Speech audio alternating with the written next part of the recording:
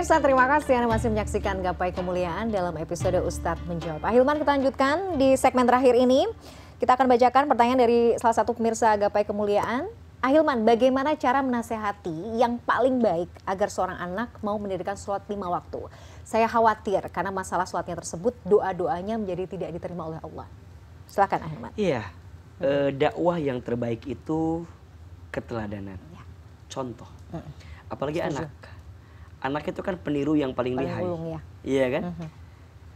Artinya kalau kita pengen punya anak yang taat sholatnya, maka kita jadi orang tua juga yang harus taat sama sholat, terutama ayahnya. Ya, oh ayah ya. Nah, jadi kalau misalnya ayah bilang begini, nak ke masjid, tapi ayahnya nggak ke masjid, agak susah.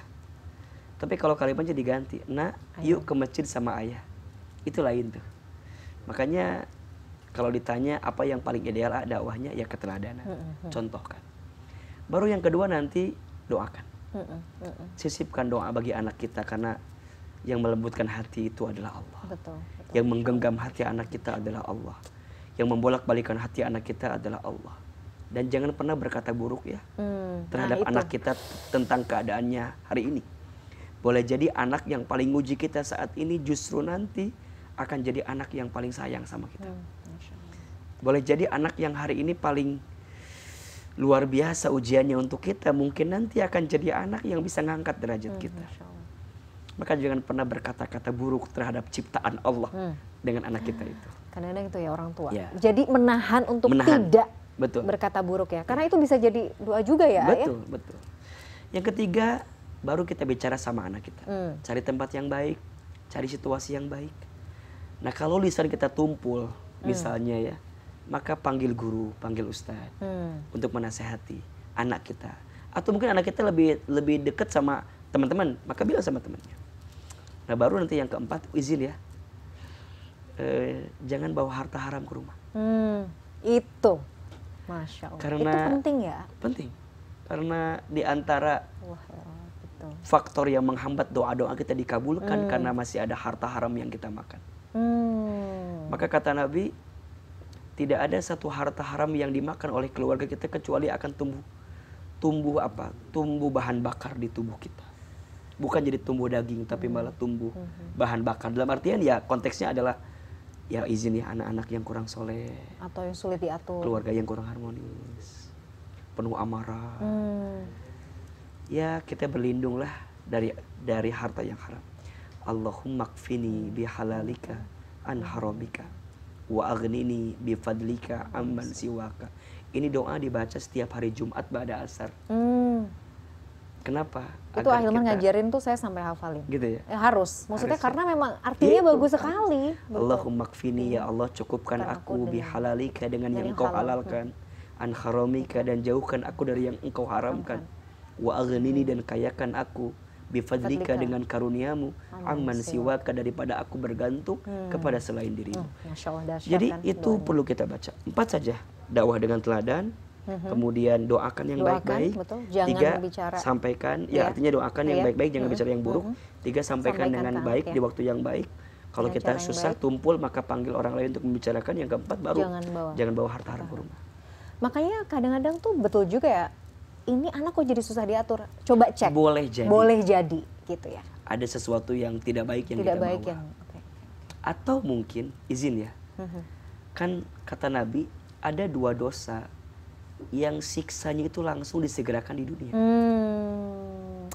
Oh, saya tahu. Salah satunya itu bukan yang kita durhaka sama orang tua. Oke, 1 dosanya anak yang durhaka ke orang tua. 2 dosanya seorang yang menzolimi orang lain. Nah boleh jadi coba dievaluasi pada bab itu. Mungkin kita dulu waktu jadi anak pernah ada sesuatu yang menyakiti orang tua kita, sehingga Allah uji dengan anak kita yang uji kita sekarang. Makanya gimana Ustadz? Minta maaf sama orang tua. Ayah, bunda, papa, mama, maafin ya, kalau dulu saya waktu kecil ada yang pernah nyinggung. Sehingga hari ini ngujinya ke anak saya gitu. Jadi orang tua tuh harus ridho dulu. Ridho dulu. Atau mungkin ada zolim kita ke orang, berusaha pernah nipu orang, pernah bohong sama orang. Itu ternyata hati-hati loh. Mungkin efeknya diakumulasinya mungkin pada bab ujian anak itu gitu. Tapi ya mudah-mudahan tidak seperti itu. Ini kan artinya cara kita mengantisipasi dari kemungkinan yang mungkin saja terjadi pada diri kita. Menarik. Penting sekali itu. Terakhir ya Hilman ya, ini Ya. pertanyaan dari pemirsa Gapai Kemuliaan.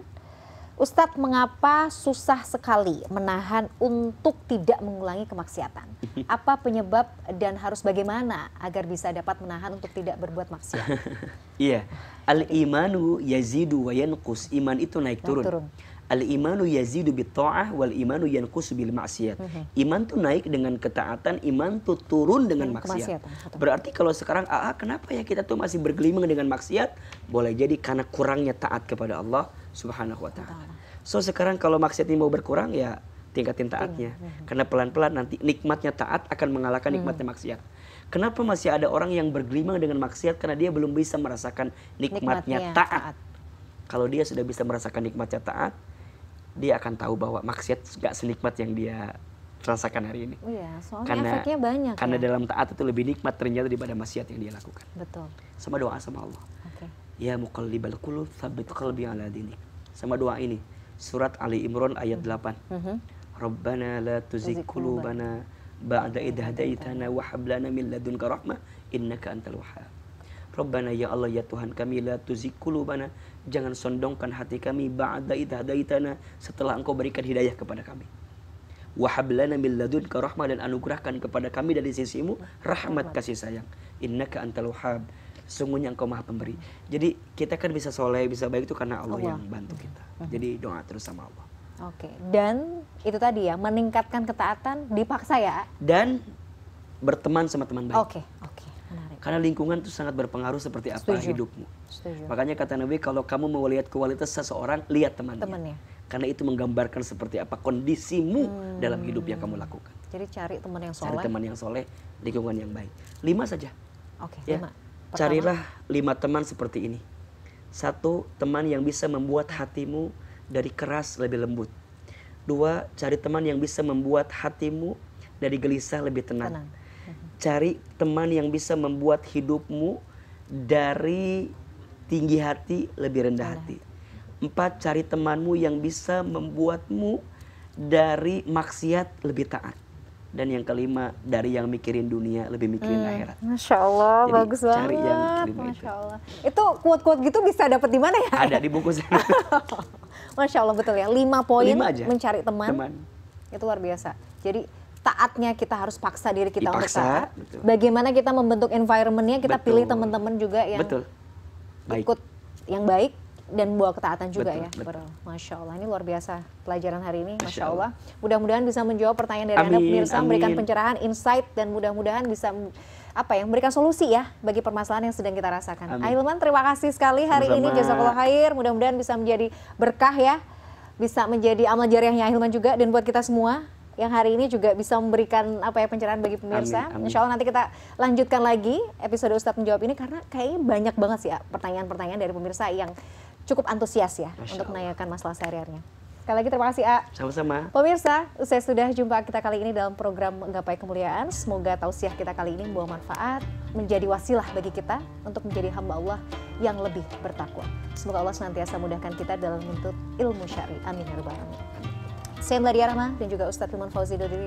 Terima kasih atas perhatian Anda. Insya Allah kita akan jumpa lagi pada episode berikutnya. Wabillahi taufiq wal hidayah. Wassalamualaikum warahmatullahi wabarakatuh. Waalaikumsalam warahmatullahi wabarakatuh.